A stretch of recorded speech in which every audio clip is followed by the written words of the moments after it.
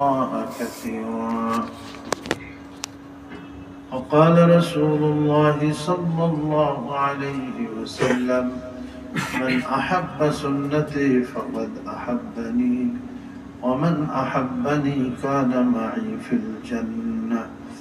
أو كما قال رسول الله صلى الله عليه وسلم: صدق الله مولانا العظيم، وصدق رسوله النبي الكريم، ونحن على ذلك من الشاهدين والشاكرين، والحمد لله رب العالمين. اللهم صل على محمد وعلى آل محمد كما صليت على إبراهيم وعلى آل إبراهيم إنك حميد مجيد.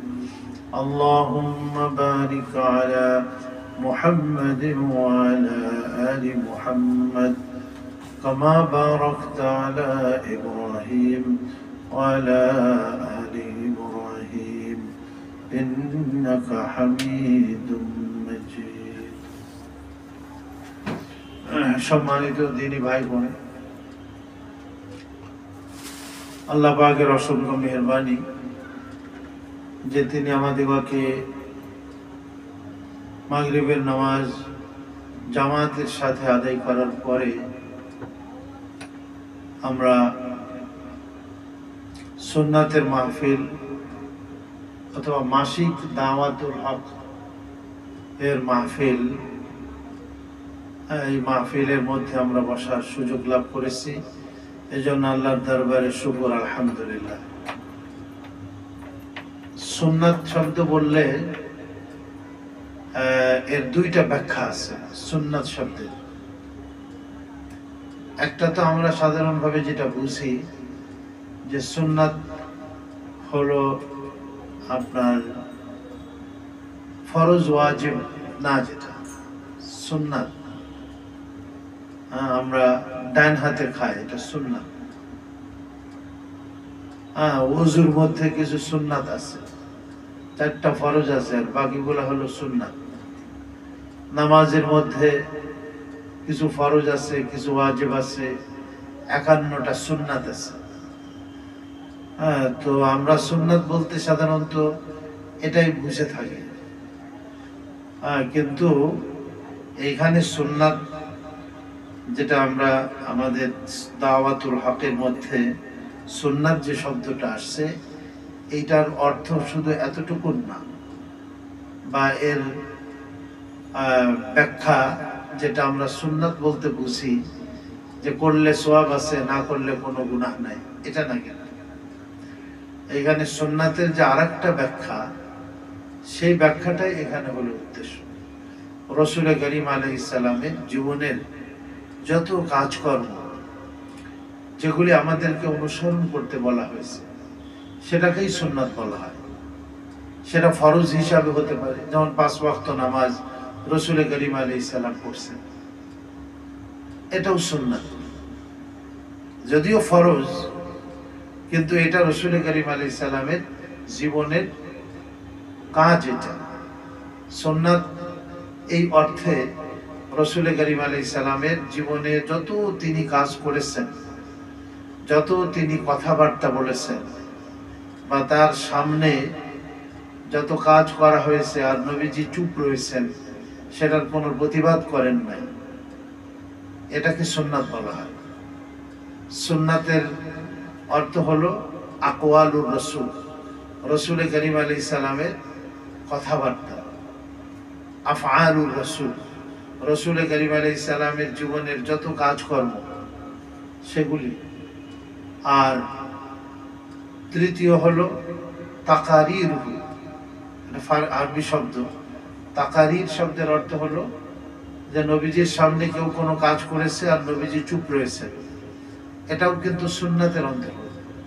নবীজির জীবনের সাথে যত কাজকর্ম, নবীজির কথা, নবীজির চাল চলন, আচার ব্যবহার, এমনকি নবীজির সামনে কেউ কোনো কাজ করেছেন আর নবীজি সেটার প্রতিবাদ করেন নাই, সমর্থন করেছেন, এটাকে সুন্নাত বলা হয়। আর এই অর্থেই ওই যে হাদিসে পাকে যে সুন্নাত শব্দে ব্যবহার হয়েছে সেটার কিন্তু এই অর্থ, তারাকতু ফীকুম আমরাইন, আমি তোমাদের মধ্যে দুইটা জিনিস রেখে যাচ্ছি, যতদিন তোমরা এই দুইটা জিনিসকে মজবুত ভাবে আঁকড়ে ধরবে, লান তাযিল্লু মা তামাসসাকতুম বিহিমা, তোমরা পথহারা হবে না, গোমরাহ হবে না। এই দুইটা জিনিস যদি তোমরা মজবুত ভাবে আঁকড়ে ধরতে পারো তাহলে তোমরা পথভ্রষ্ট হবে না। এক নম্বর বললেন নবীজি কিতাব আল্লাহ, আল্লাহ পাকের কিতাব কোরআন শরীফ, এর মধ্যে আল্লাহ তাআলা যত হুকুম আহকাম দিয়েছেন, যত ঘটনা বলেছেন, যত বিষয়াবলী এখানে আলোচনা করেছেন, যেটা আমাদের করণীয় সেটা যদি আমরা করি আর যেটা বর্জনীয় সেটা যদি আমরা বর্জন করি, তো এটা হলো কিতাবুল্লাহ, আল্লাহ পাকের কিতাব। আর 2 নম্বর নবীজি বলছেন ওয়া সুন্নাত রাসূলি, তার রাসূলের সুন্নাত।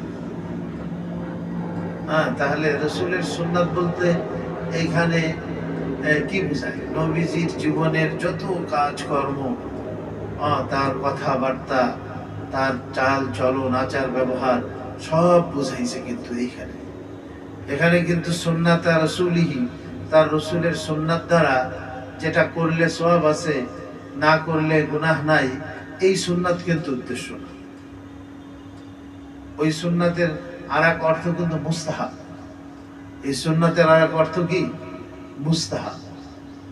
যেমন আমরা নামাজের সময় অনেক আগে তো আরবিতে নিয়ত করতাম, এখন তো নামাজের মধ্যে আরবিতে নিয়ত করা কোন সুন্নাত মুস্তাহাব কিছুই না। যেমন ওখানে শব্দ আসতো নাওয়াইতু আন উসাল্লিয়া লিল্লাহি তাআলা রাকাতাই সালাতিল ফজরি সুন্নতি রাসূলিল্লাহি সাল্লাল্লাহু আলাইহি ওয়াসাল্লাম, আমি ফজরের 2 রাকাত সুন্নাত নামাজ আমি আদায় করতেছি।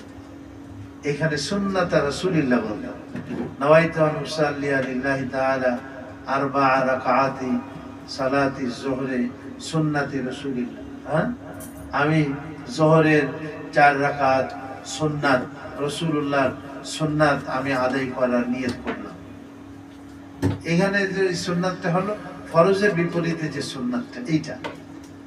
কিন্তু আমরা যে সুন্নাতের কথা বলি, সুন্নাতের মাহফিল, সুন্নাতের আলোচনা হবে, এখানে সুন্নাত দ্বারা উদ্দেশ্য কিন্তু গোটা শরিয়াত। এই জন্য নবীজি এই হাদিসের মধ্যে যে আমি তোমাদের সামনে দুইটা জিনিস রেখে যাচ্ছি, একটা হলো কিতাব আল্লাহ আর একটা হলো সুন্নাত রাসূলিহি, তার রাসূলের সুন্নাত, যতদিন তোমরা এটা মজবুত ভাবে আঁকড়ে ধরবে তোমরা পথ হারাবে। তার মানে রাসূল করিম আলাইহিস সালামের জীবন আদর্শ, এটাকে আমরা ওসওয়াও বলতে পারি। ওসওয়া কোরআন শরীফে শব্দটাও আসছে, লাকাদ কানা লাকুম ফি রাসূলিল্লাহি উসওয়াতুন হাসানাহ, নিশ্চয়ই তোমাদের জন্য আল্লাহ রাসূলের মধ্যে উত্তম আদর্শ রয়েছে। ওসওয়ায়ে রাসূল আকরাম, এমনি কিতাবও আছে একটা, ওসওয়ায়ে রাসূল আকরাম, রাসূল করিম সাল্লাল্লাহু আলাইহি ওয়াসাল্লামের আদর্শ। তিনি কিভাবে রাষ্ট্র পরিচালনা করছেন, তিনি কিভাবে নামাজ পড়েছেন, তিনি কিভাবে রোজা রেখেছেন, তিনি কিভাবে দান সাদকা করেছেন, তিনি কিভাবে সমস্ত কাজকর্ম, ইসলামের যে 5টা শোভা আছে, শোভা মানে হলো বিভাগ, 5টা কি বলে দেয় শোভার বিভাগ। 1 নম্বর হলো ঈমানিয়াত, এই সুন্নাতের মধ্যে কিন্তু এগুলি চলে আসবে। ঈমানিয়াতের যত বিষয় আছে, ঈমান আকীদা, আল্লাহ থেকে শুরু করে নিয়ে ফেরেশতা, নবী রাসূল, তারপরে আখিরাত, মৃত্যুর পরে যত বিষয় আছে যেগুলো আমরা চোখে দেখি না, কিন্তু সেগুলো বিশ্বাস করতে হয় অন্তর দ্বারা, এটাকে বলে ঈমানিয়াত। জান্নাত জাহান্নাম আমরা চোখে দেখি না, কিন্তু বিশ্বাস করতে হয়। আল্লাহ তাআলাকে আমরা কেউ চোখে দেখি না, কিন্তু আল্লাহ তাআলাকে বিশ্বাস করতে হয় যে আল্লাহ তাআলা আছেন। নবী রাসূল কাউকে আমরা দেখি না, কিন্তু নবী রাসূলকে বিশ্বাস করতে হয়। ফেরেশতা আমরা কেউ দেখি নাই, কিন্তু ফেরেশতায় বিশ্বাস করতে হয়। কিসের কারণে? সমস্ত নবী রাসূলরা খবর দিয়ে গেছেন। এই জন্য বিশ্বাস করতে হবে। বিশ্বাসের যত জিনিস আছে এই সবগুলাকে বলা হয় ঈমানিয়াত। এটার সম্পর্ক হলো অন্তরের সাথে। এক নম্বর জিনিসটা হলো এটা, ঈমান আকীদাকে দুরুস্ত করা, এটাকে সহি করা। ঈমান আকীদাকে সহি না করে কেউ যত সুন্দর নামাজ পড়ুক, যতই সে যাকাত দিক, আর যতই হজ করুক, তার আকীদা যদি আপনার পরিশুদ্ধ না হয়, তার ওই নামাজও কবুল হবে না, তার ওই রোজাও কবুল হবে না, তার হজ এবং যাকাত কোনোটাই কবুল হবে না। আখিরাতে বদলা পেতে গেলে, সওয়াব পেতে গেলে ঈমানিয়াতের যত বিষয় আছে এগুলো ঠিক করতে হবে। এজন্য আমাদের মুফতি সাহেব হুজুরের একটা কিতাব আছে, কিতাবুল ঈমান। আরো অনেকের আছে ঈমানের বিষয়গুলির উপরে, কোন কোন বিষয়ের উপরে আমাদের স্বচ্ছ এবং সঠিক আকীদা ও বিশ্বাস রাখতে হবে, কি ধরনের বিশ্বাস রাখতে হবে, এগুলি খুবই জরুরি।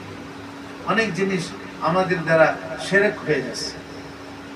ছোটখাটো অনেক জিনিস আছে যেগুলি আমাদের আকীদা, ও আজকে শনিবার, আজকে মঙ্গলবার, গ্রামে আছে যে ও আজকে বাঁশ কাটা যাবে না, ও আজকে গোলার এই ধান পাড়া যাবে না, এই অমুক তমুক।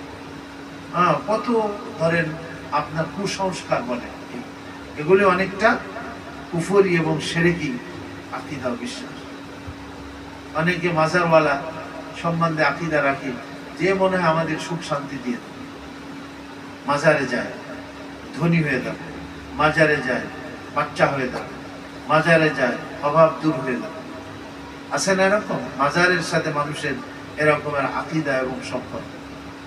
সুখ শান্তি, ইজ্জত সম্মান, বাচ্চা দেওয়া না দেওয়া, ওই মাজারওয়ালার সাথে সম্পর্ক না, এটা দেনেওয়ালা কে বলেন? আল্লাহ। এই জন্য আল্লাহর ব্যাপারে আল্লাহই সবকিছু করেন। ফেরেশতা, আল্লাহ পাকের অসংখ্য ফেরেশতা আছে, আমরা দেখি না, কিন্তু ফেরেশতা আমরা বিশ্বাস করি না। কেউ যদি এই কথা বলে যে না ফেরেশতা নাই, তাহলে তার ঈমান থাকবে। 2 নম্বরে আমানতু বিল্লাহি ওয়া মালাইকাতি। 2 নম্বর মালাইকাতে না, কি কোরআন শরীফে যে সূরা বাকারার শেষে কি আছে? আমানার রাসূল বিমা উনজিলা ইলাইহি মির রাব্বিহি ওয়াল মুমিনুন কুল্লুন আমানা বিল্লাহ। আল্লাহর উপর ঈমান, শুধু আল্লাহর অস্তিত্বের উপর ঈমান আনলে হবে না, আল্লাহর একত্ববাদের উপরে কি করতে হবে? ঈমান আনতে হবে। এবং আল্লাহর যে 99টা সিফাত বলে আমরা, 99টা গুণ আছে, এই 99টার মধ্যেই সীমাবদ্ধ না। এটা 99টা ছাড়াও আরো আল্লাহ পাকের অসংখ্য গুণাবলী আছে। ওয়ালিল্লাহিল আসমাউল হুসনা, আল্লাহ পাকের অসংখ্য গুণাবলী আছে। এই আল্লাহ সম্বন্ধে কি কি ধারণা পোষণ আমাদের করা দরকার, আকীদা এটা ঠিক। ফেরেশতা, নবী রাসূলদের সম্বন্ধে, আল্লাহ পাকের কিতাব সম্বন্ধে, কুতুবি ওয়া রাসূলি, তারপরে কি বলে ইয়াউমিল আখির, আখিরাত সম্বন্ধে কি কি আকীদা আমাদের থাকতে হবে। ওয়াল বাসি বাদাল মাউত, মৃত্যুর পরে পুনর্জীবিত হওয়া সম্বন্ধে। এটা বড় বড় এই 7টা তো আছে ঈমানিয়াত। আর 2 নম্বর হলো ইবাদত। ইবাদতের মধ্য থেকে কয়েকটা তো 4টা তো আপনার একেবারে বুনিয়াদি জিনিস। 1 নম্বর হলো নামাজ, 5 ওয়াক্ত নামাজ, তা সুন্নাত মতো পড়তে হবে। যার জীবনে নামাজ নাই তার ইসলাম নাই। লা দীনা লিমান লা সালাতা লা, যার জীবনে নামাজ নাই তার জীবনে ইসলাম নাই, দ্বীন নাই। এবং আল ফারকু বাইনাল মুমিনি ওয়াল কাফিরি তারকুস সালাহ, নবীজি বলছেন একজন মুমিন এবং একজন কাফেরের মধ্যে পার্থক্য হলো নামাজকে বর্জন করা। নবীজি এক হাদিসে বলছেন মান তারাকাস সালাতা ফাকাদ কাফারা, যে নামাজ ছেড়ে দিল সে কেমন যেন কুফরি করল। তাহলে নামাজ, যেটাকে আমরা আরবিতে সালাত বলি, এটা হলো 1 নম্বর আপনার ইবাদতের মধ্যে। আর 2 নম্বর তো হলো কি, 2 নম্বর কি? রোজা। রোজা ফরজ, এটা যেটা রমজান মাসে আছে এটা ফরজ। তারপরে ধরেন নামাজ, রোজা, যাকাত, এটা তো আপনার যাদের ধনী যারা তাদেরকে যাকাত দিতে হবে, হজ, এই যে 4টা এই চারটা হলো ইবাদত। এছাড়াও আরো অন্যান্য কিছু ইবাদত বন্দেগী আছে, সেগুলাও সুন্নাত মতো দিতে হবে। সুন্নাত ছাড়া কেউ যদি ইবাদত বন্দেগী করে তাহলে তার নামাজ কবুল হবে বলেন? একজন আসরের পরে খুব ঘরের দরজা জানালা সব বন্ধ করে নফল নামাজ শুরু করে দিল, তো ইখলাস তো তার মধ্যে আছে ঠিক, যে সে আল্লাহর রেজামন্দির জন্য পড়তেছে, কিন্তু আসরের পরে নফল নামাজ পড়া এটা কি আপনার সুন্নাত, নবীজির সুন্নাতের বরখলাফ হয়ে গেছে না? তা আসরের পরে নফল নামাজ পড়লে এটা কি কবুল হবে আল্লাহ পাকের কাছে? হবে না। সবে সাদেক থেকে নিয়ে সূর্য উঠা পর্যন্ত কোনো নফল নামাজ নাই। আর আমরা অনেকে দেখি যে এই সময় এসে ব্যাস মসজিদে এসে 2 রাকাত তাহিয়াতুল মসজিদ বা দুখুলুল মসজিদ পড়তেছে, অথচ তার ইলম নাই। সে মনে করে যখনই মসজিদে প্রবেশ করতে হবে তখনই মনে হয় 2 রাকাত নামাজ কি করতে হবে, পড়তে হবে। একজন খুতবার সময় মসজিদে প্রবেশ করতেছে, সে মাঝখানে দাঁড়িয়ে একেবারে কি করে নামাজ পড়া শুরু করে দিতেছে সবার সামনে। হ্যাঁ, কিন্তু সে জানে না যে কিছু কিছু সময় আছে নামাজ পড়া মাকরুহ। তো সে নামাজ হয়তো পড়তেছে আল্লাহর সন্তুষ্টির জন্য বা ইখলাসের সাথে, কিন্তু তার ওই নামাজের মধ্যে সুন্নাত না থাকার কারণে তার ওই নামাজটা আল্লাহর দরবারে কি হবে না, কবুল হচ্ছে না। তাহলে আসরের পরে মাগরিবের আগ পর্যন্ত যেমন কোনো নফল নামাজ পড়া যায় না, ঠিক এরকম সবে সাদেক হওয়া থেকে শুরু করে নিয়ে একেবারে আপনার সূর্য উঠার আগ ইশরাকের ওয়াক্ত হওয়ার আগ পর্যন্ত এখানেও ওই 2 রাকাত সুন্নাত, যেটা ফজরের সুন্নাতে মুআক্কাদা, এইটা ছাড়া অন্য কোনো নফল নামাজ কেউ যদি উমরি কাজা পড়তে চায় সে পড়তে পারে, অসুবিধা নেই। সূর্য উঠার সময়, সূর্য যখন ঠিক ডুবতেছে তখন, সূর্য যখন বরাবর মাথার উপরে, এই 3 টাইমেও নামাজ পড়া যায়। অথচ আমরা এগুলি অনেক সময় কি করি না, জানি না। এই জন্য আমাদের ইবাদত বন্দেগীগুলি এটা আল্লাহর দরবারে প্রত্যাখ্যাত হয়ে যায় যদি কিনা তার মধ্যে রাসূল করিম আলাইহিস সালামের সুন্নাত না থাকে। শুধু ইবাদত বন্দেগী কেন, যে কোনো আমলের মধ্যে যদি নবীর সুন্নাত না থাকে তাহলে ওই আমলটা কি হবে না, কবুল হবে না আল্লাহ পাকের কাছে। তো যাক, আমি আমার কথা শেষ করতেছি। তো ইমানিয়াত, ইবাদত। আর 3 নম্বর হলো মুআমালাত। মুআমালাত মানে হলো আমাদের লেনদেন, যেগুলো কামাই করা এবং ব্যয় করা, এটা হালাল তরিকায় হতে হবে। কেউ যদি হারাম ভাবে কামাই করে, মিথ্যা কথা বলে কামাই করতেছে, প্রতারণা করে খুব কামাই করতেছে, সুদ ঘুষের মাধ্যমে সে কি করতেছে, কামাই করতেছে, তাহলেও তার ওই কামাই হারাম হইল এবং এর দ্বারা তার না নামাজ কবুল হবে না তার দোয়া কবুল হবে আল্লাহ পাকের কাছে। ঠিক এরকম ব্যয়ের সোর্স যেটা, এটাও আমাদের হালাল হইতে হবে, যে আমি আমার টাকা পয়সা যে হালাল মতো কামাই করলাম এটা কোথায় ব্যয় করতেছে। অনেকে বিভিন্ন জায়গায় চান্দা দেয়। এই যে রবিউল আউয়াল মাস আসলে, রজব মাস আসলে দেখবেন যে অনেকে মুহররমের চান্দা দিয়ে দেয়। অনেকে এই মোড়ে মোড়ে লাল সালু ডেকচি, ওইখানে ওর মধ্যে টাকা দিতেছে। অনেক সে টাকা হয়তো খরচ করতেছে, কিন্তু সে খেয়াল করতেছে না যে আমি টাকা কোন জায়গায় খরচ করতেছি। এই জন্য মুআমালা মানে লেনদেন মানুষের সাথে, হ্যাঁ, কারোর সাথে কোনো যদি সে কোনো লেনদেন করে তাহলে এটাও সুন্নাত মতো হইতে হবে। আর একটা হলো মুআশারা। চতুর্থ হলো কি, মুআশারা। মুআশারা মানে আচার ব্যবহার। আচার ব্যবহার নিজের স্ত্রীর সাথে, ছেলে মেয়ের সাথে, মা বাবার সাথে, ভাই বোন, আত্মীয় স্বজন, অন্যান্য যারা আছে তাদের সাথে আচার ব্যবহারটা কেমন হচ্ছে, বন্ধু বান্ধবের সাথে, পাড়া প্রতিবেশীর সাথে, মুসলমানের সাথে, অমুসলমানের সাথে।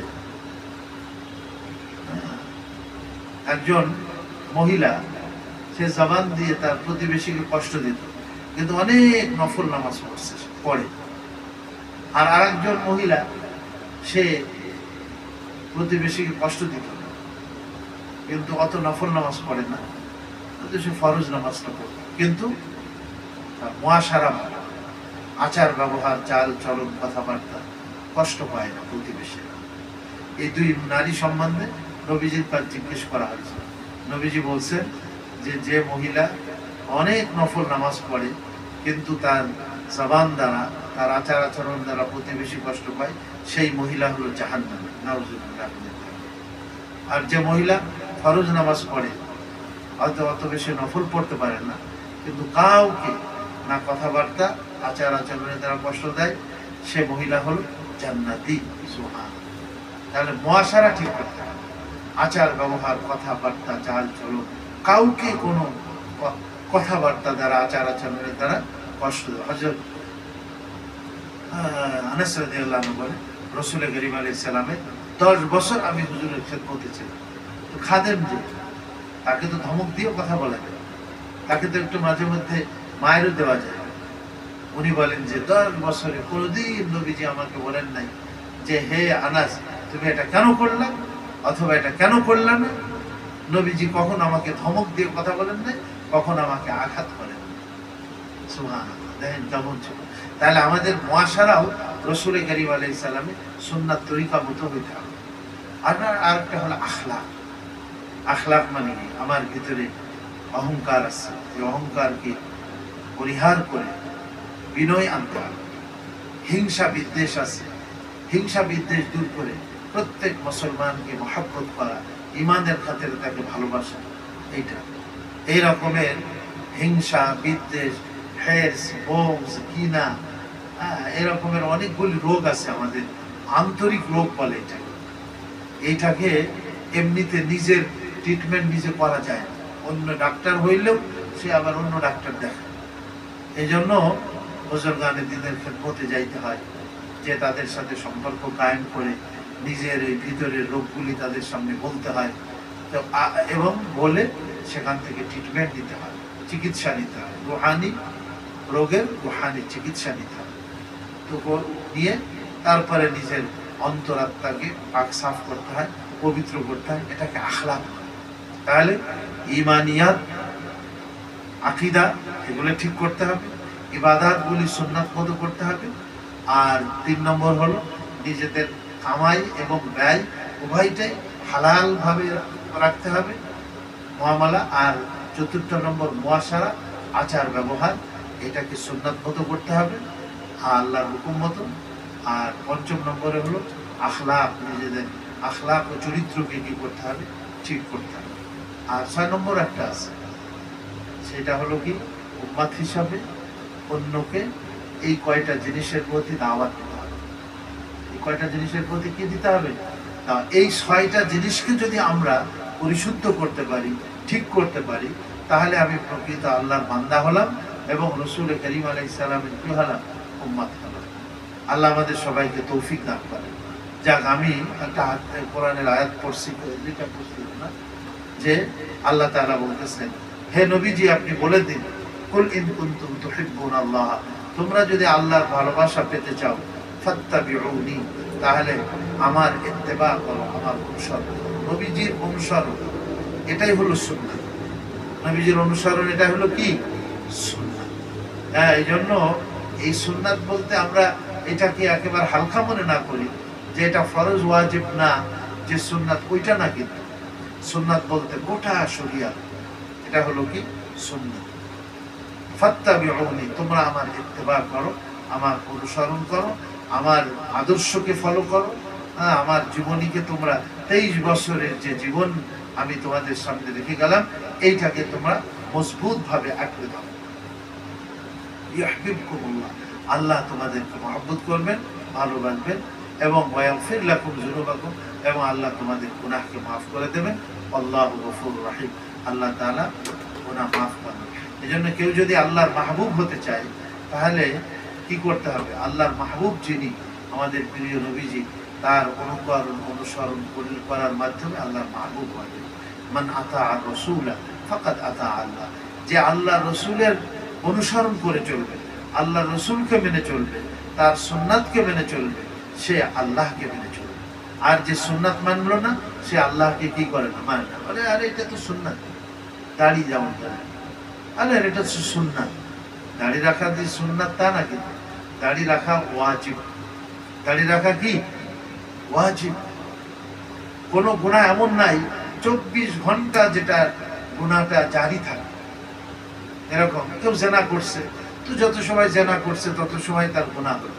চুরি করলো 1 ঘন্টা ব্যাপী, তারপরে তো আর কোনো গুনাহ নাই। হ্যাঁ, তো মদ খাইলো, ওই আধা ঘন্টা ধরে মদ মাতলামি করলো, মদ খাইলো, সে নেশাগ্রস্ত হইল। কিন্তু যে লোকটা দাড়ির শ্বাসে, যে লোকটা অথবা 1 মুষ্টির কম দাড়ি রাখে, যারা 1 মুষ্টির কম যারা দাড়ি রাখে, তো এদের কি হবে? ঘুমায় থাকে, ঘুমের মধ্যে তো কোনো গুনাহ হয় না, কিন্তু এই লোকটার ঘুমের মধ্যেও কিন্তু গুনাহ হইতেছে, 24 ঘন্টা তার গুনাহ হয়। তো এটা আমরা বলি যে সুন্নাত দাড়ি রাখা, আসলে না। দাড়ি রাখা ওয়াজিব, এবং যারা দাড়ি ছাটে বা দাড়ি 1 মুষ্টির কম রাখে তাদের কিন্তু গুনাহে জারিয়া, নাউজুবিল্লাহি মিন যালিক। আর আমার চেহারাটাকে আমি রাসূল করিম আলাইহিস সালামের চেহারার সাথে আমি মিল রাখি। কি কাল কখন মৃত্যু হবে আমরা বলতে পারি? দাড়ি না রাখা অবস্থায় যদি মৃত্যু হয়, যার যে অবস্থায় মৃত্যু হবে ওই অবস্থায় সে তার হাসরের ময়দানে তাকে উঠানো হবে। এখন দাড়ি নাই তার চেহারার মধ্যে, এই অবস্থায় যদি তার নবীজির সামনে উঠানো হয়, তাহলে নবীজি দেখে কি বলবেন? ভাই, হ্যাঁ, একজনের বলে একটা দাড়ি ছিল, হ্যাঁ, তো একটু হাসছে, হয়তো নবীজি একটু হাসছে, সে মনে করছে যে ওই একটা দাড়ি দেখতে খারাপ লাগতেছে, এই জন্য আসছে। তো বলে যে পরের দিন ও দাড়িটা উপড়ায় তারপরে আসছে। নবীজি অত্যন্ত মন খারাপ করছে, বলে আমি হাসছি, তোমার ওই দাড়ির মধ্যে 70টা ফেরেশতা ছিল ওই দাড়ির মধ্যে, এই জন্য। এখন হ্যাঁ, তো আমরা মনে করি যে দাড়ি আসলে, দাড়ি না থাকলেই মনে হয় সুন্দর দেখায়, আসলে কিন্তু তা না। দাড়ি না থাকলে মেয়ে লোকের মতো দেখায়, আর দাড়ি থাকলে কার মতো দেখায়? বল, পুরুষের। এই জন্য আমরা আমাদের জীবনের প্রতিটি ক্ষেত্রে রাসূল করিম আলাইহিস সালামের কি কি আদর্শ আছে, কি কি সুন্নাত আছে, দাওয়াতুল হক যেটা আমরা বলি, এই দাওয়াতুল হকের কার্যক্রম এইটাই যে আমার গোটা জিন্দেগি, 24 ঘন্টা জিন্দেগি যেন আমি সুন্নাত মতো কাটাইতে পারি, সুন্নাত মতো কাটাইতে পারি। আল্লাহ তাআলা আমাদের সবাইকে তৌফিক দান করেন। ঠিক আছে, এখন আমাদের কিছু আমলি মশক হবে। আমাদের মাওলানা এনামুল হাসান সাহেব মেহমান, আমাদের যাত্রাবাড়ি হযরতের সাথেই থাকেন সবসময়, এবং উনি এই দাওয়াতুল হকের কাজ বা সুন্নাতকে আমাদের মধ্যে প্রতিষ্ঠিত করা, আমাদের জীবনে আনা, এই ব্যাপারে মাশাআল্লাহ অনেক মেহনত করেন, হুজুরের সাথে থাকেন। উনি আমাদের মধ্যে আসছেন, তো এখন উনি আমাদের ইনশাআল্লাহ কিছু আমলি মশক করাবেন। আর যেহেতু আমাদের সময় অল্প আছে, জামায় আজান হবে কয়টায়? 1:15, আর আছে আমাদের 35 মিনিট মতো সময় আমাদের আছে এই সময়। হ্যাঁ, ঠিক আছে ইনশাআল্লাহ। তো আমরা এই দেখেন, আমাদের নামাজ সুন্নাত মতো হোক, আমরা সবাই চাই না? আজান সুন্নাত মতো হোক। যে আজান সুন্নাতের পরিপন্থী, ওই আজানের জবাব দেওয়াও সুন্নাত না। যে আজান এই সুন্নাত মতো হয় না। আজান দেয় টানতেছে, তো টানতেই আছে। আজান দেয় তরঙ্গ সৃষ্টি করতেছে, গানের মতো তরঙ্গ সৃষ্টি করতেছে। মনে করে না, শুনতে গেলে গান না কত সুন্দর লাগে, শুনতে মজা লাগে না গান শুনতে? তো বলে যে না, এই আজান শুনতে তো অনেক মজা লাগে। আরে যতই শুনতে ভালো লাগুক না কেন, যদি সেটা কিতাবের সাথে মিল হয় না হয়, কিতাব কোরআন হাদিসের সাথে যদি সে আজানের মিল না হয়, তাহলে ওই আজান সুন্নাত মতো হবে না। আর সুন্নাত মতো আজান যদি না হয়, সেই আজান শুনতে ভালো লাগলেও আল্লাহ পাকের দরবারে কি হবে না? কবুল হবে না। ওই আজান আল্লাহর দরবারে কবুল হবে যে আজান রাসূল করিম আলাইহিস সালামের তরিকা মতো হবে। কথা ঠিক কিনা ভাই? এই জন্য আজানও আমাদের প্রত্যেকের দেওয়া, আমাদের শেখা দরকার। একামতটাও সুন্নাত মতো নাই মসজিদ।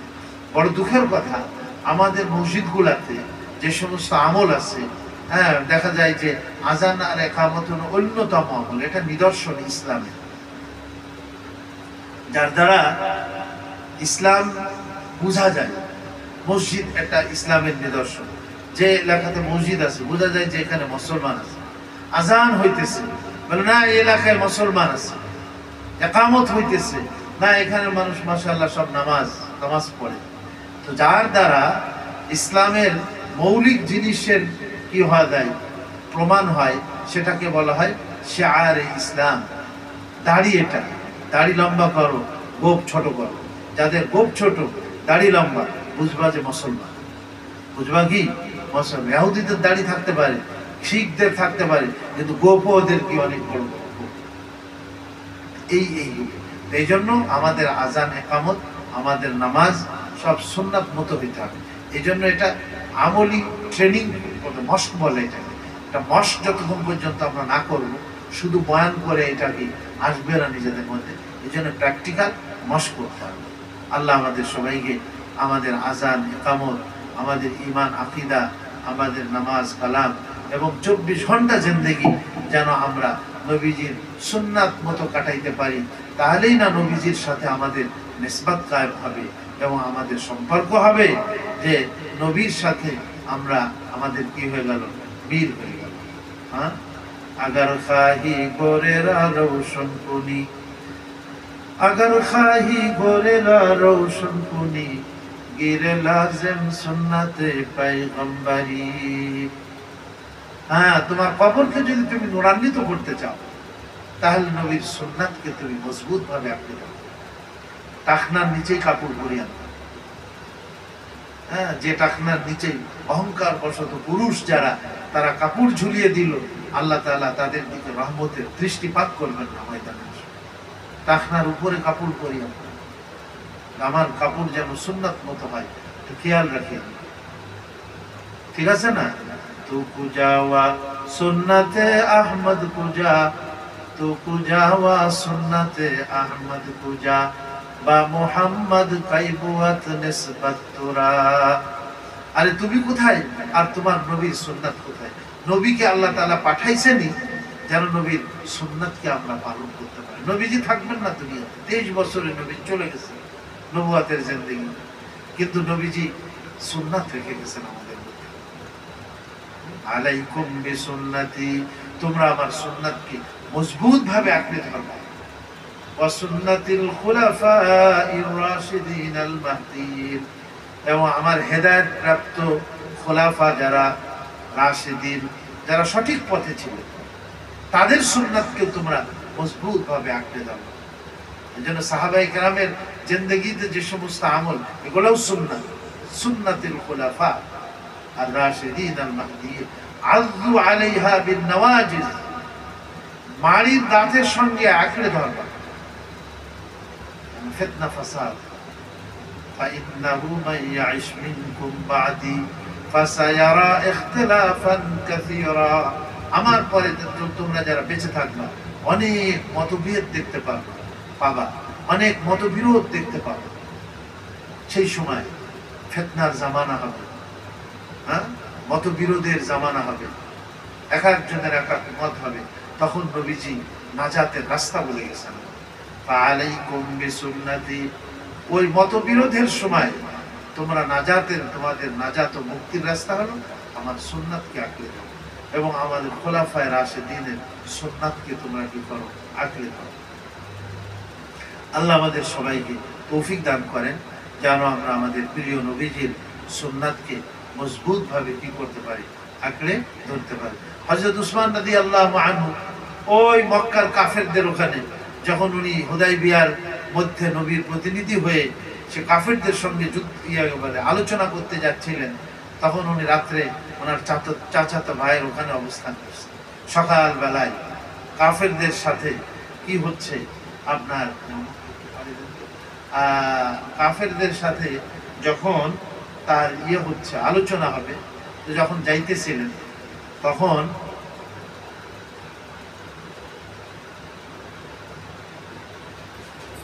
ওনার কাপড় উঁচু, টাকনার থেকে বেশ উপরে।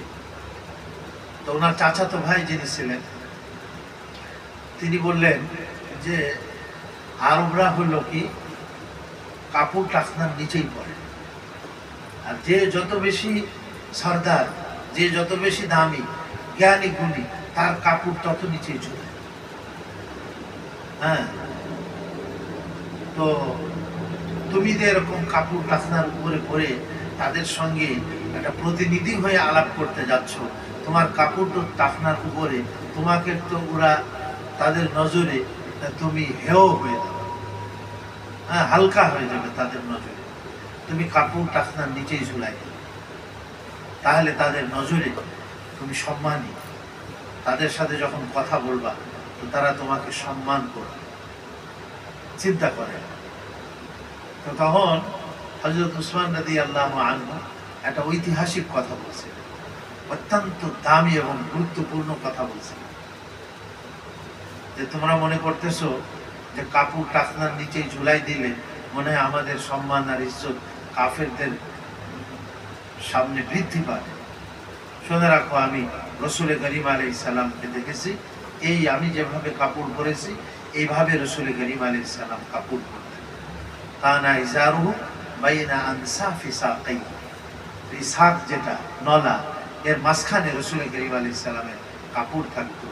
আমি সুন্নাতের উপরে আমল করতেছি, হ্যাঁ, আমি এই অবস্থায় যাব এবং তাদের সাথে আলাপ করব, হ্যাঁ, তো তোমাদের কথার কারণে বা তাদের কাছে সম্মান পাবো মনে করে আমি আল্লাহর নবীর সুন্নাত ছেড়ে দেব, এটা হইতেই পারে। সুবহানাল্লাহ। হযরত উসমান রাদিয়াল্লাহু আনহু কাপড় নামালেন না, ওই অবস্থায় কাফেরদের সরদার যারা তাদের সাথে কথা বললেন এবং কথা বলে যেটা সিদ্ধান্ত হইল সেটাই হইল। তা আমরা অনেক সময় মনে করি যে কাফের মুশরিকদারে অফিসে দাড়ি না শেষে গেলে মনে হয় মানুষ কি করবে, ইজ্জত আর সম্মান করবে। এটা ভুল কথা। প্রকৃত ইজ্জত ও সম্মান আল্লাহর দ্বীনের মধ্যে আছে, আল্লাহর হুকুমের মধ্যে আছে, আল্লাহর নবীর সুন্নাতের মধ্যে আছে। কথা ঠিক কিনা ভাই? এই জন্য আমরা নবীর সুন্নাতকে যে যত বেশি মহব্বত করবে সে নবীর শাফাআত পাবে এবং সে নবীর অন্তরকে কি করবে, সে খুশি করবে।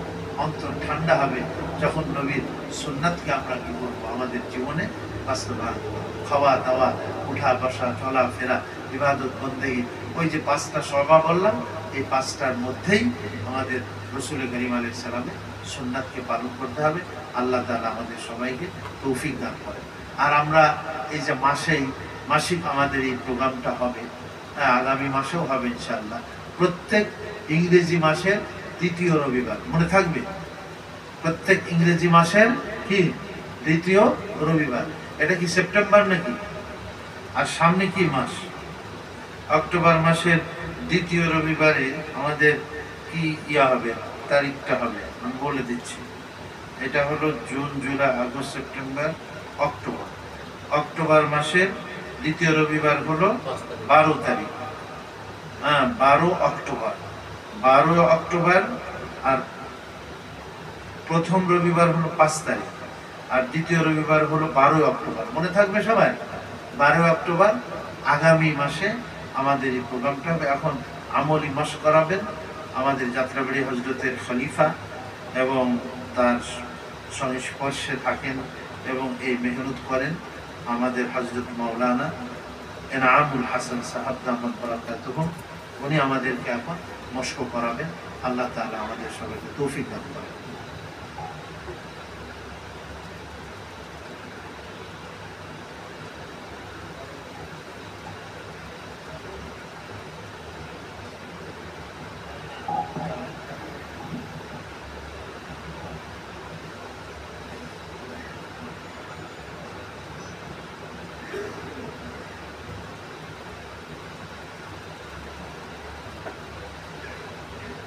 আসসালামু আলাইকুম ওয়া রাহমাতুল্লাহি ওয়া বারাকাতুহু।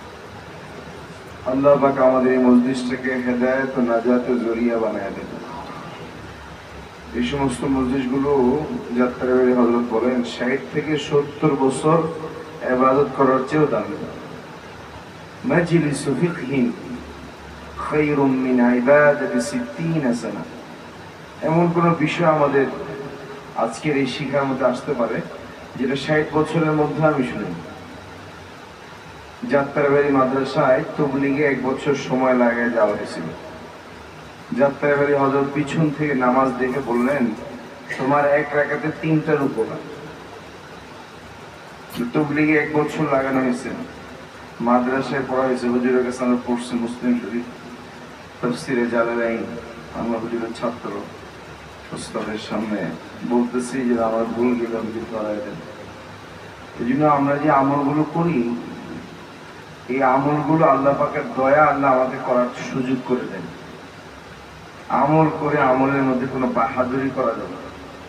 কবুল হচ্ছে কিনা এটা বলার কোনো স্রোত নেই। কবুল হওয়ার সবচেয়ে বড় লক্ষণ হইল এটা নবীর সুন্নতের সাথে মিল আছে। যাত্রাবাড়ি হযরত বলে সুন্নতলা আমলের মধ্যে যদি চাপ দেয় তো কমলা থেকে যেরকম কমলা রস পড়ে, সুন্নতলা আমলের মধ্যে চাপ দেওয়ার সাথে সাথে এখান থেকে ইখলাসের রস পড়ে। এই জন্য সবচেয়ে বড় সুন্নত হলো দিলটাকে অহংকার মুক্ত বানানো। আর অহংকার দূর করার জন্য সবচেয়ে সহজ রাস্তা হলো বেশি বেশি সালাম দেওয়া। এই জায়গাটায় বাংলাদেশের সর্বপ্রথম ওই জায়গা যেখান থেকে দাওয়াতুল হকের কাজের সূচনা। এই জায়গায় মাওলানা আবরুল হক সাহেব দাঁড়িয়ে বয়ান করছেন, যাত্রাবাড়ি হযরত বয়ান করছেন, মুফতি মনসুর হক সাহেব বয়ান করেন, করতেছেন, করবেন। বড় বড় মুরব্বীরা এখানে বয়ান করছে। এখানে আমাদের দাঁড়ানোর সাহস নাই। তারপরে ওস্তাদের হুকুম অনুযায়ী দাঁড়াইছি যে আমরা সালামটা দিই আগের চেয়ে যেন আরেকটু সুন্দর হয়, মুস্তাফাটা করি আগের চেয়ে আরো পরিপূর্ণ। আমাদের মুস্তাফার মধ্যে মুস্তাফা যে করি তালুর সাথে তালু পুরাটা লাগে না, কিছু অংশ আঙ্গুল লাগে, কিছু অংশ তালু লাগে। মুস্তাফার মধ্যে সুন্নত হলো যাত্রাবাড়ি যদি দেখাইছেন বসেন, মানুষের দেখাবে এই যে তালুর সাথে তালুটা পুরাটা লাগবে, আর এই আঙ্গুলের রগ গুলো রগের সাথে লাগবে। দুই হাতে মুস্তাফা সমান করে করতে হবে। আপনার একটা হাত মিলান তো দেখি, আংশিক লাগছে, পুরাটা লাগে। আর এই যে এই আঙ্গুলের রগ আছে, রগের সাথে রগ গুলো মিলে যাবে। হাদিসে আসছে আমার সাহাবী বলেন আমার এক হাতের তালু নবীজির দুই হাতের তালুর মাঝ বরাবর ছিল। আমরা যদি এইভাবে দিই তো মস্ক না থাকার কারণে আমরা এইভাবে দিই, মস্ক থাকলে এই পুরাটা দিতে হবে। ওই পাশের হাতটা এইভাবে নিচে ঝুলে আসে, এই দুটোটা বরাবর থাকে। মিলান দেখি আপনারা একটু, হাত মিলাইতে হবে। সালাম দিলে অহংকার দূর হয়ে যায়। আর মুস্তাফার সৌন্দর্যের সাথে করলে আল্লাহ পাক দিলটাকে হিংসা মুক্ত বানায় দেয়। কি মুক্ত বানায় দেয়? দুই হাত বরাবর এবং হাত মিলানোর পরে বলতে হবে আলহামদুলিল্লাহি, বলেন ইয়াগফিরুল্লাহু লানা ওয়া লাকুম। আমরা না জানার কারণে হ্যান্ডশেক করি, যত ঝাঁকি। এটা হক কথা, হক নিয়তে হক তরিকায় বলতে হবে সুন্দর। তিনটা হক এক হলে এটা দাওয়াতুল হক। নিয়ত হক, কথা হক, উপস্থাপনাটাও হক। কয় হক? আমাদের যাত্রা এসে গত সব গুজারিতে আমল দিচ্ছেন, সবচেয়ে দামি আমল হলো নামাজ। তাকবীর ওর সাথে নামাজ পড়া, নামাজকে যত্ন সহকারে পড়া। ফকি আবুল্লাহ সামারকান্দি রাহমাতুল্লাহ আলাইহি বলেছেন 2 রাকাত নামাজের মধ্যে 12,000 মাসাইল আছে। 12,000 মাসাইল কত বছরে শিখবে? এরপরে উনি লিখছেন কোন ব্যক্তি যদি 12টা সুন্নতে মুআক্কাদা সুন্দরভাবে যত্ন সহকারে আদায় করে তো আল্লাহ পাক তাকে 12,000 মাসের উপর আমল করার প্রতিদান দিবেন। গুরুত্ব দিতে হবে। এক একটা সুন্নতের দাম আসমান জমিনের চেয়ে বেশি। যাত্রাবাড়ি হযরত বলছেন এক আমল সে এক আমল মকসদ নেই, এক আমল में हजारों আমল পুশিদা है। নামাজ একটা আমল, এটার সাথে তেলাওয়াতের সম্পর্ক আছে, এটার সাথে জিকিরের সম্পর্ক আছে, এটার সাথে রুকুর সম্পর্ক আছে, এটার সাথে সিজদার সম্পর্ক আছে, এটার সাথে ওযুর সম্পর্ক আছে, এটার সাথে পবিত্রতার সম্পর্ক আছে।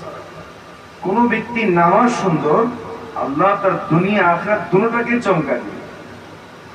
এইজন্য আমরা নামাজের উপর মেহনত করে নামাজকে অনেক সুন্দর বানাবো, যে আমার নামাজ যেন নূর হয়, আলো হয়। এই জন্য আমরা তো অনেক কথা শুনছি, এখন একটু কষ্ট করে যারা একটু যুবক আছেন তারা একটু মেহেরবানি করে কাতার করে, আর যারা বয়স্ক তারা সামনে বসেন। ওঠা বসা করতে কষ্ট হয়, এর সামনে বসা থাকে। যুবকরা একটু দাঁড়ান, দ্বিতীয় কাতারে দাঁড়ালে ভালো হয়। দাঁড়ান দাঁড়ান, মুরব্বীরা সামনে বসেন, বসে একটু আমাদেরকে দেখায় দেয়। সামনের কাতারটা পুরা করেন, পিছন থেকে সামনের কাতারে আসেন। একটু অল্প সময় দেখে নিলে আমাদের নামাজের মধ্যে প্রত্যেকটা ব্যক্তি চিন্তা করে নামাজের মধ্যে মন কিভাবে বসানো যায়, ঠিক না বেটি? যাত্রা বেড়ে হযরত বলেন মন বসানো তো ফরজ না, সহজ হয়ে গেল না? মন বসানো ওয়াজিব না, মন বসানো মিনাল মুকাম্মিলাত, পরিপূর্ণতা বোঝায়। আমার যেটা বসাইতে হবে, দিলটা কার নিয়ন্ত্রণে? তো আমার আল্লাহর নিয়ন্ত্রণে যেটা, ওইটা আমি নিয়ে পেরেশান কেন? হুজুর বলেন আমার নিয়ন্ত্রণ হলো পা। দুইটা পা আমাকে বলছে সোজা করে রাখ, কিন্তু এটা বেখেয়ালের কারণে কার্পেটের গোড়ালির সাথে পায়ের গোড়ালিটা মিলান, কার্পেটের ইয়ের সাথে শেষ মাথার সাথে পায়ের গোড়ালিটা মিলান। মুতাওয়াজ্জিহান ইলা জিহাতিল কাবাতিশ শরীফাতি, আমার সমস্ত অঙ্গ প্রত্যঙ্গ কিবলা দিকে। সারা জীবনের সম্পর্ক কার সাথে? বাইতুল্লাহর সাথে। পা কিবলা দিকে, সিনা কিবলা দিকে, চেহারা হাত সামনেও বেঁধে রাখবো না, পিছনেও বেঁধে রাখবো।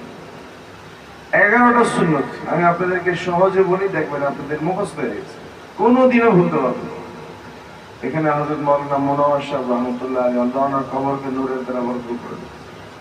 এখানে বসে বসে সাইয়্যিদের ইস্তেগফার শিখে আজকেও রাস্তা পার হইতে ওনার কথা মনে হচ্ছে, এই জায়গায় না পার হইতে।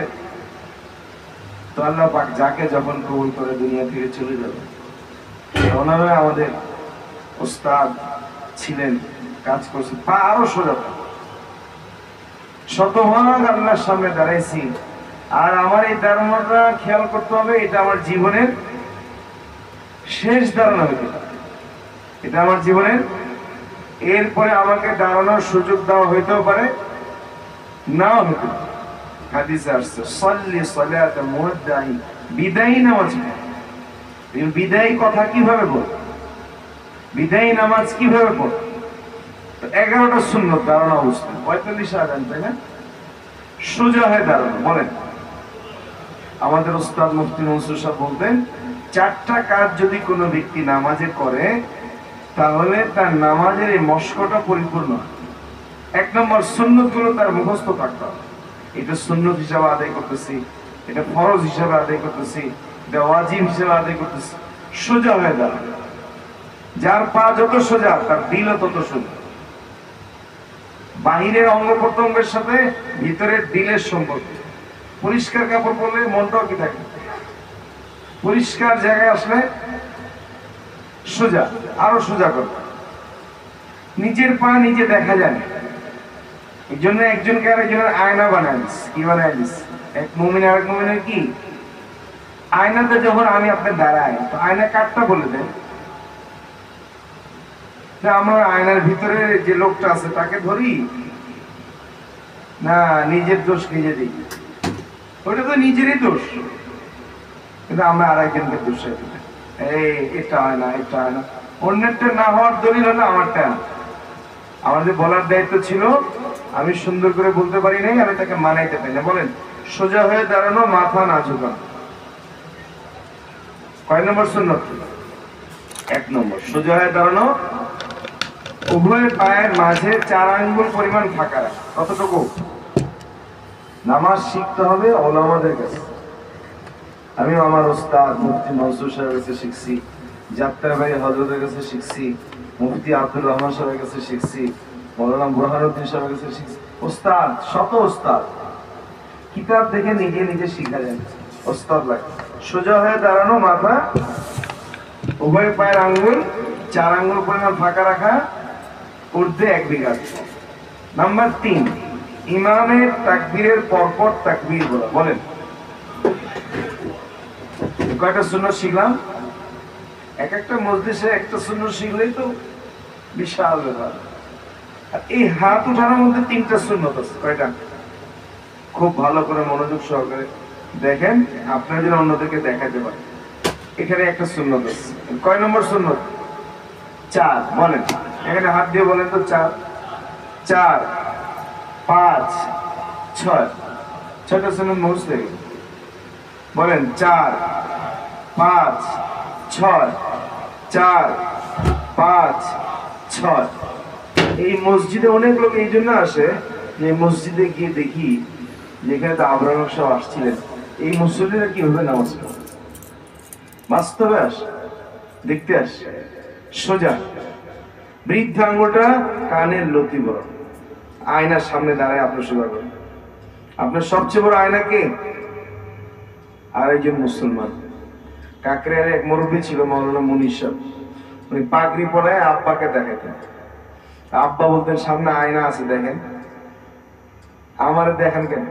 তুমি আমার আয়না। আল্লাহ আমাদেরকে তৌফিক দান করেন। দাওয়াতুল হক মোহাব্বত শেখায়, দরদের সাথে মোহাব্বতের সাথে এক ভাগে একটা সুন্নাত শেখাবো, আমার নাজাতের জরিয়া হয়ে যাবে। আতুল হক নতুন নতুন ভাইরা নামাজ পড়তে আসে, বিকালে তাকে ধরে শিখান যে আমরা গত রবিবার এটা শিখছি। এই বাহু আর বাজুটা নিজের সীমানার মধ্যে চাপ দিয়ে রাখতে হবে। এর কারণে অন্য কোনো ভাইয়ের কষ্ট,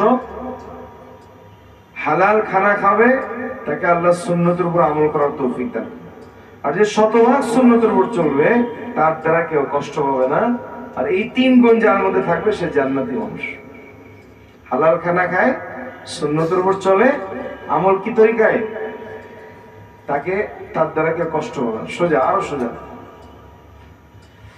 বাহু বাজু নিজের সীমানায় থাকে, আর পিছনে চাপান, আর এটাকে চাপান নিজে বডির দিকে। ভাই পিছনের ইয়েটা ঠিক করে দেন। আমারটা ঠিক হয়ে গেছে, আর একজনকে সাক্ষী দিতে হবে। এই 2 হাত আরো চাপান, হাত ধরে যে আগে থেকে যে অভ্যাস নাই, আগে থেকে নর্মাল করে অভ্যাস। আবার আল্লাহু আকবার। হাত ওঠানোর মধ্যে 3টা সুন্নত, আগে 3টা সুন্নত, 3 3 6 শেষ হয়ে গেল না? এবার আসেন এভাবে ধরো, 7 7 8 9। সহজ না? এর চেয়েও সহজ কোন জিনিস আছে? ওরা আপনারা সব বলতেন আসহাল, সবচেয়ে সহজ হলো সুন্নত। আহসান, সবচেয়ে সুন্দর হলো সব। আকমাল, সবচেয়ে পরিপূর্ণ কি? দেখেন এভাবে করে দেখেন আপনি কি পরিমাণ তৃপ্তি পান। 7 8 9, 7 8 9। আপনি এখন ভুলে যাওয়ার চেষ্টা করেন, মনে থাকবে না? বলেন 7 8। এই হাতটা একটু অসুবিধা, এইটা বেখেয়াল করার কারণে নিচে ঝুলে যায়। বাস্তব না অবাস্তব? এটাকে ইচ্ছা করে ভিতরে রাখেন, আরো ভিতরে রাখেন, আরো ভিতরে রাখেন। হ্যাঁ, এই দেখেন কত সুন্দর লাগতেছে। তাহতা সুররা, নাভির নিচে হাত, যত নিচে বাঁধা যায়। তাহতা সুররা, হাতের মাপ করে আল্লাহ ইবাদতের জন্য বানাইছেন। তাহতা সুররা, পুরুষরা কোথায় আর মা বোনেরা এরা এইভাবে বাঁধে, বাঁধেন। তাদেরকে শিখাইতে হবে না? দাওয়াতুল হক কি শুধু আমার জন্য না মা বোনদের জন্য না পুরো উম্মতের জন্য? এই রাখবে তো পুরুষরা নাভির নিচে বাঁধলো, মা বোনেরা তো দুনো হাদিসের উপর আমল হয়ে গেল। ও যারা হাদিস পড়তে গিয়ে বোঝে না, মাঝখানে বেঁধে রাখে, তো হাদিসের উপর আমল হলো না হাদিস থেকে আলাদা হয়ে গেল। এইভাবে বাঁধবে, মা বোনের এখানে বাঁধবে। আর পুরুষরা একটা জিনিস খেয়াল রাখতে হবে যে আমার নামাজের মধ্যে যদি আমি দিল জমাইতে চাই, পা সোজা আছে কিনা, হাত সোজা আছে কিনা, দৃষ্টি সোজা আছে কিনা। একটা মানুষ যখন পুরো নামাজের মধ্যে 3টা জায়গায় বারবার বারবার খেয়াল করবে, তো কুদরতে ইলাহি তার দিলটাকে নামাজের মধ্যে বসায়। মাওলানা আবরার সাহেব বলতেন 40 দিন শুধু আপনি এভাবে নামাজ পড়ে দেখেন, আপনার শারীরিক অবস্থাও আগের চেয়ে ভালো হয়ে যাবে এবং নামাজও আস্তে আস্তে উন্নত হবে। তো আমরা তো এভাবে পড়ি না, গতানুগতিক নামাজ পড়ি। আল্লাহু আকবার, আল্লাহু আকবার করে এই করেটা দেখা যাবে না। করে না করি বলেন, করিব না বলেন। নিজে ঠিক, জগৎ ঠিক, নিজে ভালো, পুরা পৃথিবী ভালো। আপনার হিসাব আমার হিসাব কবরে নেবেন না, সবার হিসাব নেবে, সবার হিসাব সবার কাছে নেবে। আমার হিসাব আচ্ছা আমি ঠিক হলাম, আমার বিবি ঠিক হইল, বাচ্চা ঠিক হইল, ব্যক্তি ঠিক, পরিবার ঠিক, সমাজ ঠিক, রাষ্ট্রীয় ক্ষমতা আল্লাহ আপনাকে পুরস্কার হিসাবে দিবে। হুজুরের কাছে আমি শিখছি, কলাবাগান মসজিদ। আবার আল্লাহু আকবার, জোরে বলেন, সুন্দর করে বলেন, উচ্চারণ সুন্দর করেন। আল্লাহু আকবার। তাকবীর মস্ক করে সুন্দর করে যখন কেউ বলে, তো আল্লাহ পাক তার মাঝে, আল্লাহর মাঝে ৭০,০০০ পর্দা থেকে সব খুলে চলে যায়। এখন সে সরাসরি আল্লাহকে বলে সুবহানাকা, আপনি পবিত্র। যাত্রাবাড়ি হযরত বলে আল্লাহকে পবিত্র করে লাভ কি? তো আল্লাহ বলে তুমি যেহেতু আমাকে পবিত্র স্বীকার করলা, আমি আল্লাহ তোমাকে পবিত্র করে জান্নাতের মালিক বানাই। এই জায়গায় হাত যাবেন, এই তালুর উপর তালু বসবে।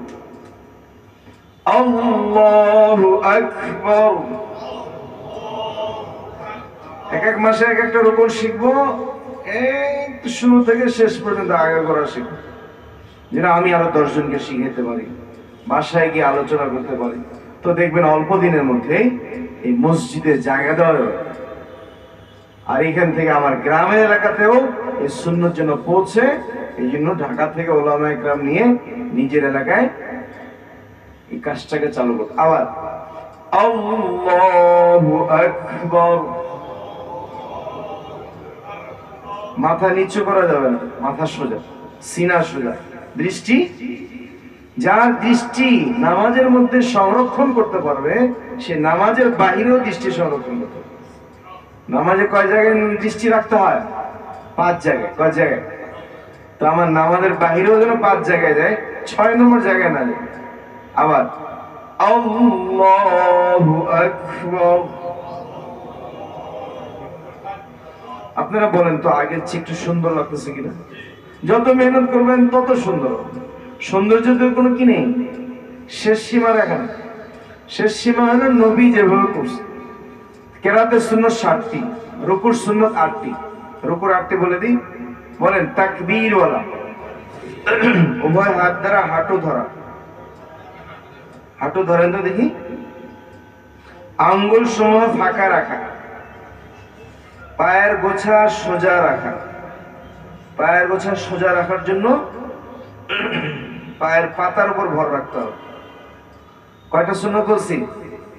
4টা। বলেন তাকবীর ওয়ালা, উভয় হাত দ্বারা হাঁটু ধরা, আঙ্গুল সমূহ ফাঁকা রাখা, পায়ের গোছা সোজা রাখা। একটু পায়ের পাতার উপর ভর রাখেন। মাওলানা আবুল সব বলতেন টাকনু থেকে কোমর পর্যন্ত এই জায়গাটা দেয়ালের মতো সোজা থাকে, কোমর থেকে মাথা পর্যন্ত এটা ছাদের মতো সোজা থাকে, আর হাতের কোনটা তীরের মতো সোজা থাকে। 3 সোজা, রুকু সোজা। একটু রুকুতে টান লাগান, কোমরে টান লাগে কিনা দেখেন দেখি। কোমরে ভালো করে টান লাগান, তাহলে কোমরের ব্যথাও ভালো হয়। সুবহানা রাব্বিয়াল আযীম। এই মাথাটা নিচু করে দেন, এই মাথাটা। সুবহানা, আল্লাহর এই যে মাথাটা। সুবহানা রাব্বিয়াল আযীম, সুবহানা রাব্বিয়াল আযীম। সামিআ আল্লাহু লিমান হামিদা। সামিআ, সামিআ, সামিআ। পার্থক্য আছে? আপনার গ্রামে গিয়ে দেখেন কি হচ্ছে। তো আপনার এই লাশটা তো গ্রামে যাবে। তো গ্রামে যে মসজিদে আপনি টাইলস পাঠাইলেন, টাকা পাঠাইলেন, বেতন পাঠাইলেন, তাদের নামাজ, তাদের কাফন, তাদের দাফন, এর দায়িত্ব আমার কাঁধে নাই? এই জন্য আমাদের বড় হুজুর বলছেন, ঢাকাতেও মেহনত করো, নিজ এলাকাতেও মেহনত করো, মক্কা শরীফেও মেহনত করো, মদিনা শরীফেও। পারবো না ইনশাআল্লাহ? মাথা পিঠ কোমর সমান থাকে। বারবার একজন আরেকজনকে দেখাবো, ইমাম সাহেব আসছেন, হুজুর আসছেন, আমার রুকুটা একটু দেখে দেন তো, বডি চেক আপ করি কিনা, কি বলেন, ডায়াবেটিস পরীক্ষা করি কিনা, নামাজ। এরপরে সবচেয়ে গুরুত্বপূর্ণ জিনিস নামাজের ভিতরে, দাঁড়ানো থেকে যখন সেজদায় যাব তো ফুল বডিটা যেন সোজা থাকে। আল্লাহু আকবার, জান দেখি, হাত ছেড়ে দিতে হবে না, হাত সাথে রাখবেন, ছেড়ে দিলে পড়ে যাওয়ার সম্ভাবনা থাকে, স্বাভাবিক। আবার সোজা উঠতে হবে, আল্লাহু আকবার। সবাই পারবে না, যে যতটুকু পারে আল্লাহ তাআলা তাকে দ্বিগুণ নেকি দান করে। কিন্তু অলসতার সাথে নামাজ পড়া যাবে না, ইয়ের সাথে, আগ্রহের সাথে, শৌকের সাথে এই নামাজ আমার শেষ নামাজ। আল্লাহু আকবার। যারা মুরব্বী আছেন তারা বসা থাকেন, যুবকরা ওঠেন বসেন। আমাদের যাত্রা বেড়ে হযরত বলে এই জায়গাটা 50 বার মস্ক করা আমাদের। হুজুর বলে আমার সুস্থতা থাকলে আমি মস্ক করাইতাম, যারা মস্ক করায় তাদেরকে আমার পছন্দ লাগে না, একটু মস্ক করায় ছেড়ে দেয়। এইটাই মূল দাওয়াত। আল্লাহু আকবার। গত মাসে আসার কথা ছিল, কাজা উঠে দিছি। গত মাসে ছিলাম যশোর, হুজুরের দাওয়াত দিছিল। আল্লাহু আকবার। ধানমন্ডি থেকে নিয়ে মস্ক করাই দিছে না, পুরা বাংলাদেশে মস্ক চলতেছে, পুরা বাংলাদেশের মানুষ এখানে আছে, প্রত্যেকটা জেলায় জেলায় মস্ক চলছে। আল্লাহু আকবার। মসজিদ যত উন্নত নামাজ তত উন্নত, নাকি? মসজিদ যেরকমই হোক নামাজ যেন সবচেয়ে সুন্দর হয়। পারবো ইনশাআল্লাহ? জিম করতে হবে না, নামাজই সবচেয়ে বড় জিম, নামাজই বড় সবচেয়ে বড় এক্সারসাইজ। এক্সারসাইজ করার জন্য সকাল বিকাল হাঁটি। আফসোস লাগে ওই সমস্ত লোকদের উপরে যারা হাঁটাহাঁটি করে, ওদেরকে নিয়ে আমরা মাঝে মাঝে জিম করাই, ভাই এক্সারসাইজও করেন, নামাজটাও শিখে, ওইখানে আমাদের প্রশিক্ষণ চলে। আবার আল্লাহু আকবার। কষ্ট পাচ্ছেন আপনারা? আল্লাহু আকবার। দেখেন হাড্ডি ফুটে যেতেছে, রোগ জীবাণু সব বের হয়ে যেতেছে। হুজুর বলে বেশি বেশি নামাজ পড়ো, হুজুরের কথা মানি না। ডাক্তার বলে বেশি বেশি হাঁটো, ওহির মতো মানি। আল্লাহু আকবার। আল্লাহু আকবার। দাঁড়ানোর পরে দেখেন ওই পা আগে যেরকম বাঁকা ছিল, এখন আবার কি বাঁকা তো 1-2 দিনের না, 60 বছরের বাঁকা, 40 বছরের বাঁকা। এটা সোজা করার জন্য কেউ আপনারটা সোজা করে দেবে না, আপনারটা আপনাকে সোজা করতে হবে। আপনার কবরে কেউ যাবে না, আপনার কবরে আপনাকেই যেতে হবে। হুজুর 4টা তাকবীর বলে লাশ ছেড়ে দিবে, এর পরের পথ তো আপনাকে আমাকে চলতে হবে। আল্লাহ আমাদের দরদ দান করেন, মায়া দান করেন, বেনামাজিদেরকে নামাজি বানানোর তৌফিক দান করেন। আর যারা আমরা নামাজ পড়ি, রহমাউ বাইনাহুম, পরস্পরের মহব্বতের সাথে এক ভাই আরেক ভাইকে নামাজ দেখায়। পারবো না ইনশাআল্লাহ? আল্লাহু আকবার। জীবনের শেষ সেজদা করতে হবে। আমাদের জিরি মাদ্রাসার মোহতামিম সাহেব মাওলানা তৈয়ব সাহেব দোয়ার মধ্যে বলতেন, আল্লাহ আমার মওতের দিনকে ঈদের দিন বানায় দেন। তো ঈদের রাত্রে জায়নামাজে গিয়ে সেজদারত অবস্থা দুনিয়া থেকে চলে গেল। এই 2 হাতের তালু জমিনের সাথে মিশানো থাকে, আর আঙ্গুলগুলো শতভাগ মিলানো থাকে। বৃদ্ধ আঙ্গুলটা সুন্দর, 2 হাতের মাঝখানে যাত্রাবাড়ি হযরত বলেন 1 বিঘাত পরিমাণ। চেহারাটা কি 4 আঙ্গুল না 1 বিঘাত? আর এই হাতের এই কোনটা হাঁটু থেকে আরো 4 আঙ্গুল সামনে রাখতে হবে, যেন একটা ছোট্ট ছাগলের বাচ্চা ভিতর দিয়ে চলে যেতে পারে। নাক রাখেন, শেষ নাক রাখেন, আঙ্গুলগুলো আরো সুন্দর করে মিলান। নাক রাখেন, কপাল রাখেন, বলেন সুবহানা রাব্বিয়াল আ'লা, সুবহানা রাব্বিয়াল আ'লা, সুবহানা রাব্বিয়াল আ'লা, সুবহানা রাব্বিয়াল আ'লা, আল্লাহু আকবার। এক সেজদা দিয়ে সারা রাত কাটায় দিচ্ছে। আমাদের একটু দেরি হইলে কষ্ট, তো জিজ্ঞাসা করছে এত লম্বা সেজদায় কি করে? বলছে ফজলুর রহমান গঞ্জ মুরাদাবাদী, আমি যখন সেজদায় যাই তো আমার মনে হয় আমার মাওলা আমার মুখে চোখে চুমু খেতেছে, এই জন্য আমি মাথাটা আর উঠাইতে পারি না। আর এই মাথা জমিনের সাথে যে পরিমাণ লাগবে তার মুখস্থ শক্তি ওই পরিমাণ বৃদ্ধি পাবে। আর কোনদিন সে ব্রেন স্ট্রোক করবে না।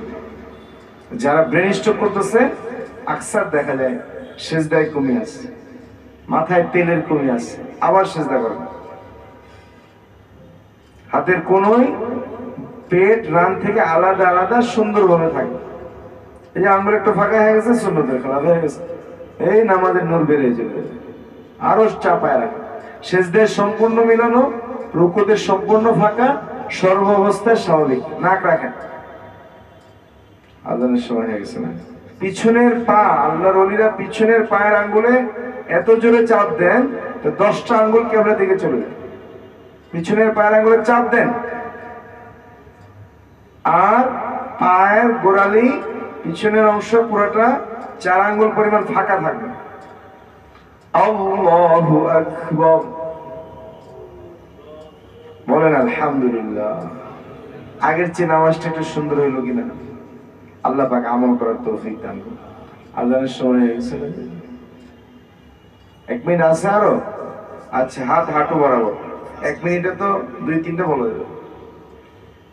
এই সুন্দর একটা কথা শিখেন, সারা জীবনের সবচেয়ে সুন্দর জিনিস, মানুষ ইচ্ছা করলে রশির উপর সাইকেল চালাইতে পারে, দৌড়াইতে পারে না। এটা কোনো বাহাদুরি জিনিস না। বাহাদুরি হলো জীবনটাকে সুন্নতের উপর চালানো। সবচেয়ে বড় বাহাদুর ওই ব্যক্তি যে তার জীবনটাকে সুন্নতের নৌকা নিয়ে চলে।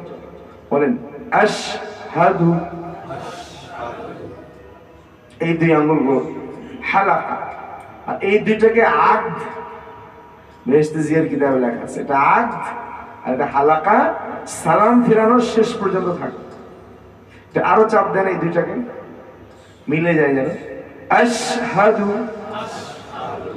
আশহাদু। হুজুর না করলে অসুবিধা আছে, 2টা মিলান, ভাই ঠিক করে দেন। এটা নিজে করেন, ডানে বামে দেখেন ঠিক আছে কিনা। হাতটা একটু হাত,